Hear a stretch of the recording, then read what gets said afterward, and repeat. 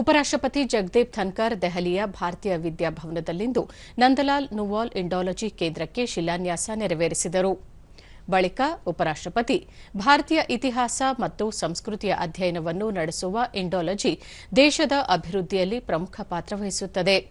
2047ರ ವೇಳೆಗೆ ಭಾರತವನ್ನು ಅಭಿವೃದ್ಧಿಶೀಲ ರಾಷ್ಟ್ರ ನಿರ್ಮಾಣ ಮಾಡುವತ್ತ ದಾಪುಗಾಲಿಡಲಾಗುತ್ತಿದೆ. ಈ ಕಾರ್ಯದಲ್ಲಿ ಇಂಡಾಲಜಿ ಪ್ರಮುಖ ಕಾರ್ಯನಿರ್ವಹಣೆ ಮಾಡಬೇಕೆಂದು ಕರೆ ನೀಡಿದರು. ದೇಶ ವಿರೋಧಿ ಚಟುವಟಿಕೆಗಳನ್ನು ತಟಸ್ಥಗೊಳಿಸುವ ನಿಟ್ಟಿನಲ್ಲಿ ಪ್ರತಿಯೊಬ್ಬರೂ ಕೈಜೋಡಿಸಬೇಕು. ಪ್ರತಿಯೊಂದು ಹಂತದಲ್ಲಿಯೂ ದೇಶದ ಐಕ್ಯತೆ, ಅಭಿವೃದ್ಧಿ ಪರವಾದ ಧ್ವನಿ ಎತ್ತಬೇಕೆಂದು ತಿಳಿಸಿದರು.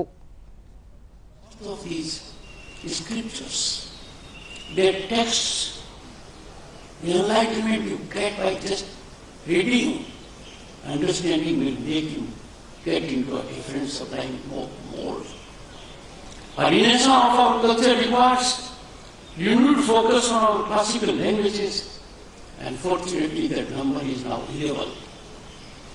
Government recognition of classical languages